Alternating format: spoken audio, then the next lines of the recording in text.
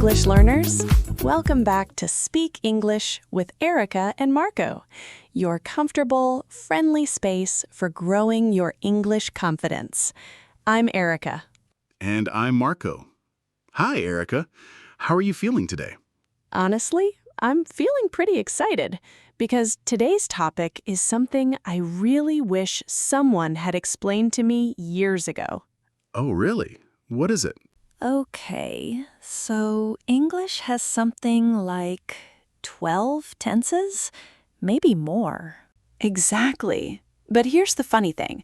Native speakers, people who've spoken English since they were babies, most of them only use 5 tenses in everyday conversation. Wait, only 5?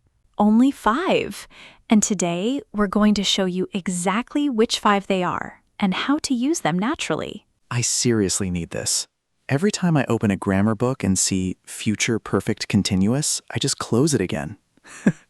Future perfect continuous.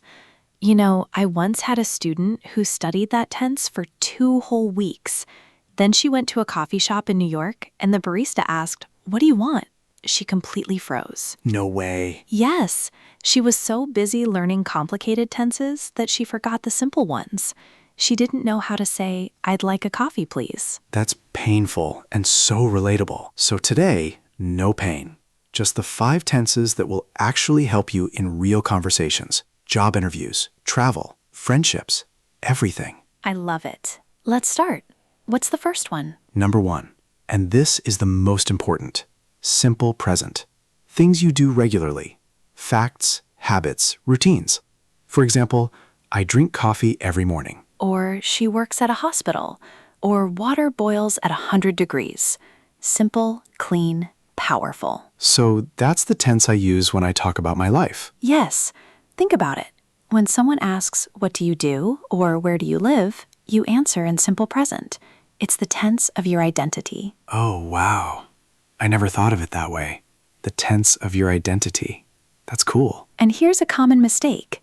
People say, "I am study English," but the correct form is, "I study English." No am needed. Oh, yeah. I've made that mistake more than once. Very common, don't worry. The rule is simple. For habits and facts, just use the base verb. I eat, she eats, they eat. Got it? Got it. Simple present is number 1. What's number 2?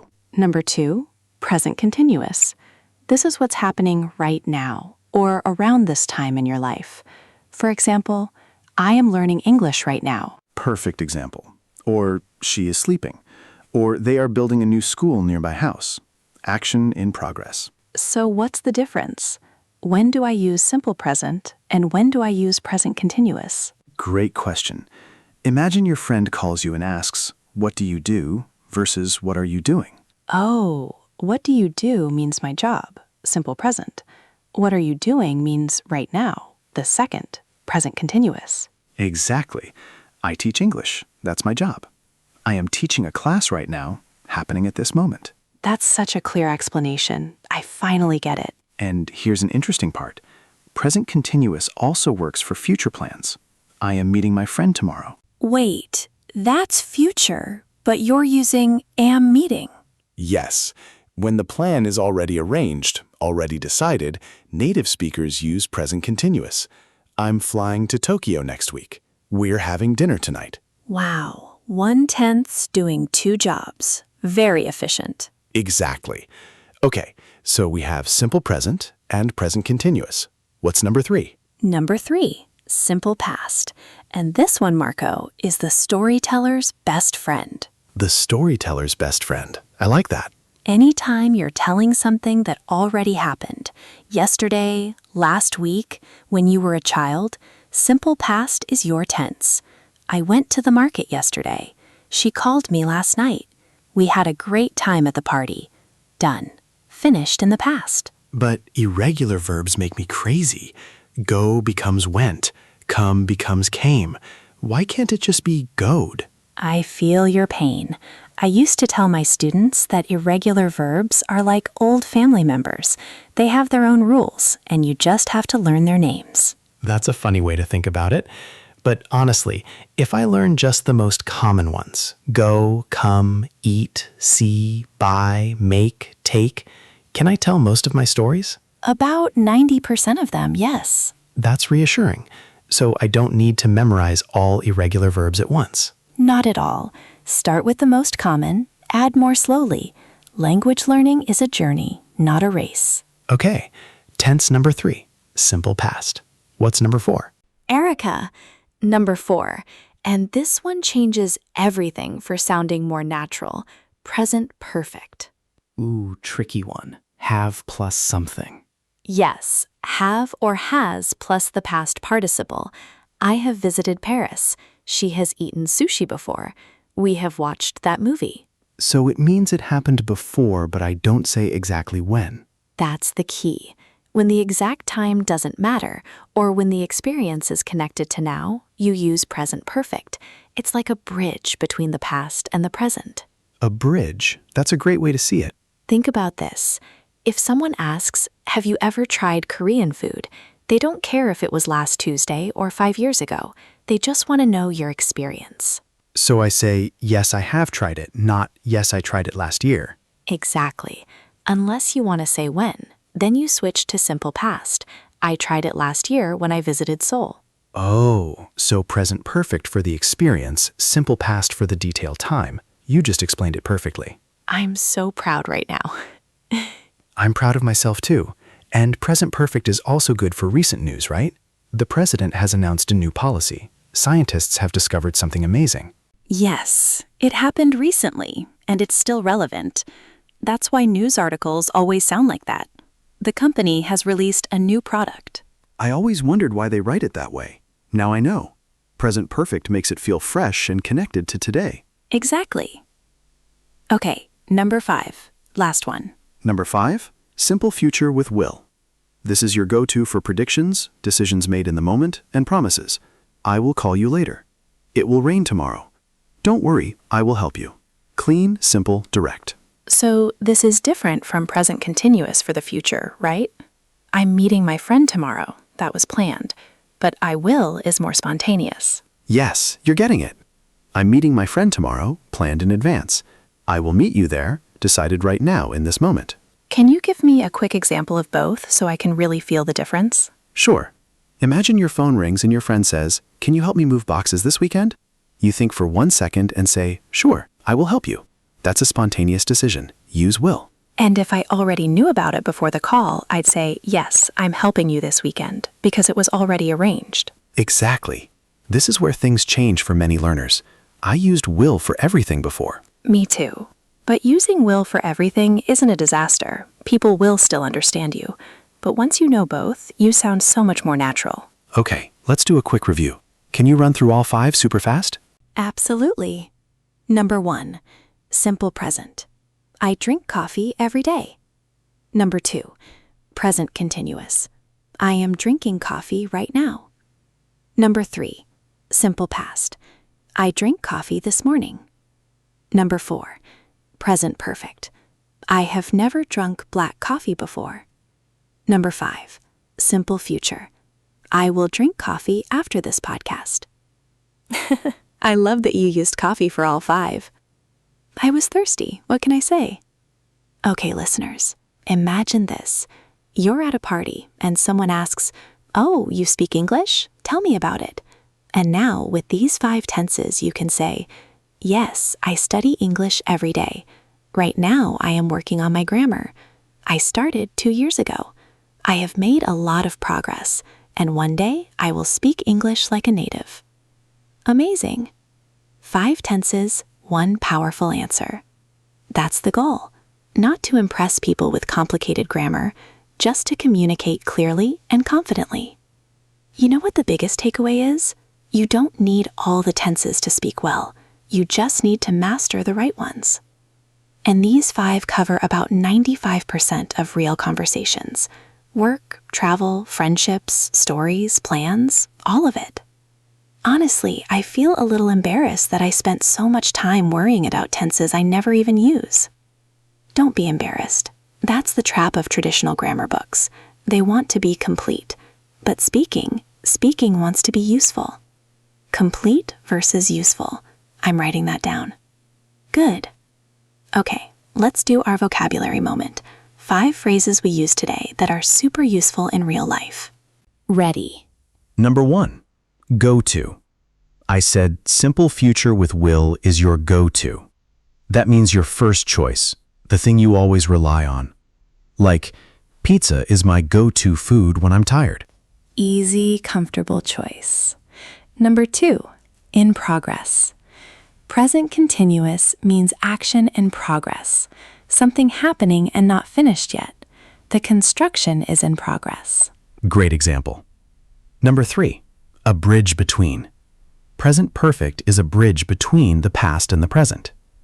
A bridge connects 2 things. That experience was a bridge between my old life and my new one. Beautiful sentence. Number 4, spontaneous. A spontaneous decision is one you make quickly, without planning. We made a spontaneous trip to the beach. No planning, just grabbed our bags and went. Number 5, go through. To go through something means to experience it or move through a process. I went through a lot of mistakes before my English improved. So real. Every learner goes through that. I feel like this episode was a game changer. I hope so. And you know what I want to say to everyone listening right now? Don't be afraid of making mistakes with tenses. The goal isn't perfect grammar. The goal is connection. Connection. That's beautiful. Language is really about connecting with people. Exactly. When you speak, people are listening to you. Your story, your ideas, your personality, not your tenses. Okay, I have one final question for our listeners before we close. Using any of the 5 tenses we talked about today, can you write one sentence about yourself? Like, I study English because, or I have always wanted to, or I will never stop. Oh, I love this. Drop your sentence in the comments. We want to read every single one. And even if it has a mistake, share it. That's how you learn. We are all here to grow together. And hey, if this episode helped you today, do us a little favor. Hit that subscribe button. We make a new episode every single day, and we don't want you to miss any of them. Every day. We're here for you every single day on your English journey, because building confidence takes practice, and we want to be part of that practice. All right, everyone. Thank you so much for spending this time with us today. You're amazing for showing up. You really are. Keep going. Keep speaking. And remember, every sentence you say in English is a win. See you tomorrow. See you tomorrow, English learners. Take care. Erica, Marco, before we finish, I think we should give our listeners even more practice with these 5 tenses. I was just thinking the same thing. A lot of people tell me, okay, I understand the rules, but when I open my mouth, I still freeze. That's completely normal. Knowing and doing are 2 different things. So let's do some real-life drills together, right here, right now. I love that. Okay, Erica, I'll ask you a question, and you answer using the correct tense. Then you ask me. And listeners, you can pause and answer out loud too. Deal. Hit me. First question, simple present. What do you do every morning before work? Easy. I stretch for 10 minutes and then I make my bed. Your turn. What do you do every Friday night? I order pizza and watch a silly movie. Okay, next, present continuous. What are you learning these days, Erica? Not just English, anything. Right now, I am learning to play the ukulele. Very badly, but I'm learning. What about you? What project are you working on these days? I am building a small bookshelf from scratch. It looks terrible so far, but I'm enjoying the process. That's wonderful. Okay, simple past. Tell me something fun you did last weekend. Last Saturday, I visited an outdoor market and bought fresh bread and flowers. Then I took a long walk in the park. Your turn. What did you eat for dinner yesterday? Erica, I ate a big bowl of vegetable soup with my sister. We talked for almost 2 hours. Simple past is so useful for sharing memories. Absolutely. Now, present perfect. Have you ever tried something that scared you? Yes, I have tried public speaking. I was terrified, but I have done it 3 times now, and every time it gets a little easier. Have you ever lost something very important? I have lost my house keys more times than I can count. But the worst was when I lost my grandmother's ring. I never found it. Oh, I'm sorry. That's hard. It's okay. Now, simple future with Will. Make a prediction about tomorrow's weather. I will guess that it will rain in the morning, but the sun will come out by noon. What's a promise you will make to yourself this week? I will practice English for at least 15 minutes every day, no excuses. And I will write down 5 new words each morning. That's a great promise. Keep it. You know, some listeners might still be confused about present perfect versus simple past. Can we give them a super clear comparison? Absolutely. Let's use the same verb, to eat. Okay. Simple past. I ate sushi for lunch yesterday. You know exactly when. Yesterday. Present perfect. I have eaten sushi many times. You don't know when. You just know the experience exists. Exactly. Now imagine this situation. Your friend says, I'm hungry. You say, oh, I have eaten already. That's present perfect, because the exact time isn't important. The fact that you are not hungry now is important. But if your friend asks, what did you eat for lunch today? Then you say, I ate a sandwich, because they asked for the specific lunch. Perfect. One more trick. If you see the words yesterday, last week, in 2010, 2 days ago, those are simple past signals. If you see ever, never, already, yet, just, so far, those are present perfect signals. That's a lifesaver. I wish someone had told me that years ago. Me too. Okay, let's practice mixing tenses in a real conversation. I'll start a short story and you finish it, but you have to use at least 3 different tenses. Challenge accepted. Go ahead. Last month, I decided to learn how to bake bread. I have never baked anything before, so I was nervous. Right now, I am trying my 3rd recipe, and I promise I will not give up. Nice. Okay, my turn. Last year, I started running every morning. I have always hated running, but something changed. This week, I am training for a 5-kilometer race, and I will probably be very slow, but I will finish. That's beautiful. Listeners, now it's your turn. Pause the audio and tell your own 3-sentence story. Use simple past, present perfect, and simple future, or present continuous. Any 3 tenses. Let's also talk about something important. What happens if you use the wrong tense? Is it a disaster? Almost never. Let me give you an example. Suppose you say, yesterday I go to the store. Everyone understands you. They know you mean went.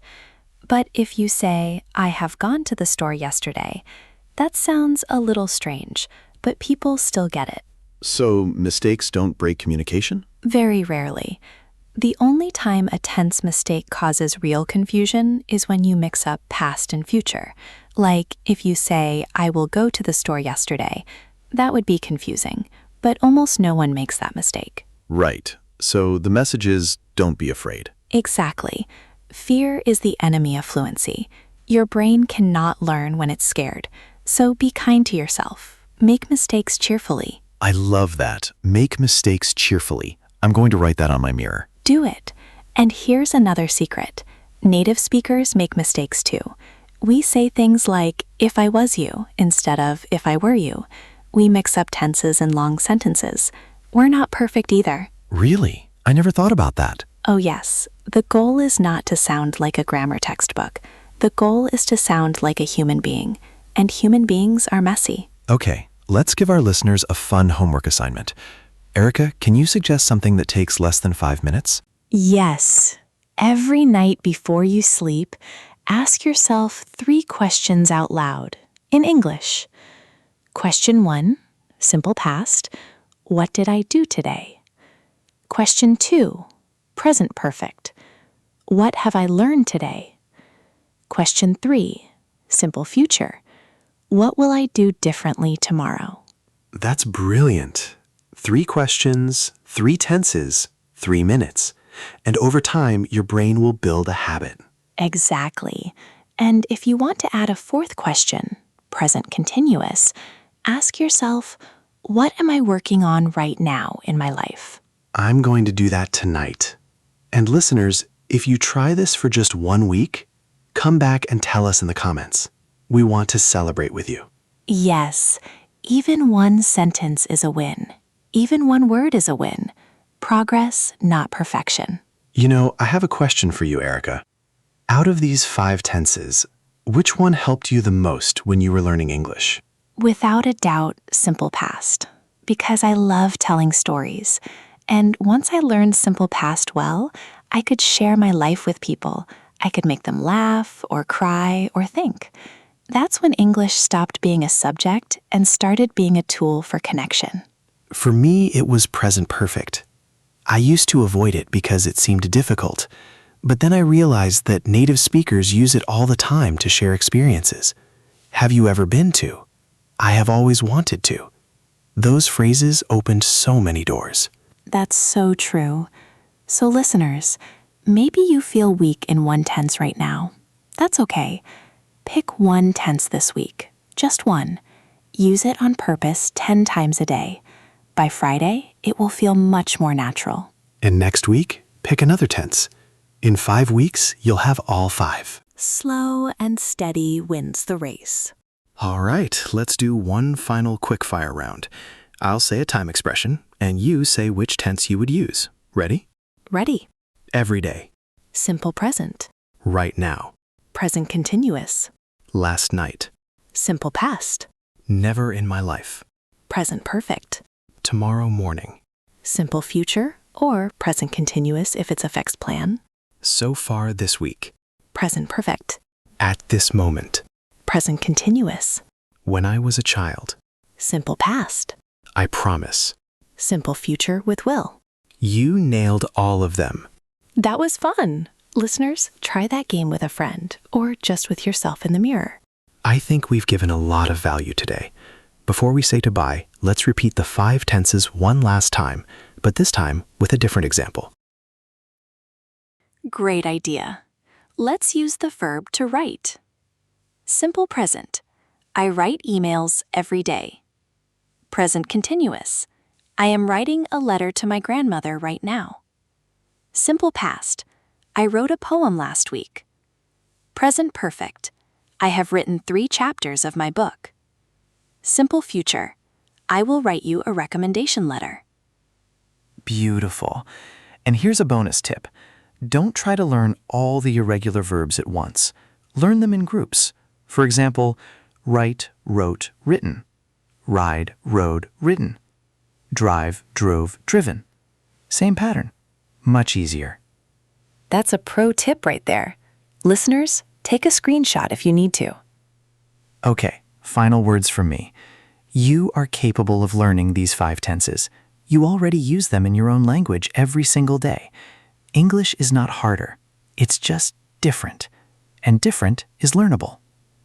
And remember our motto.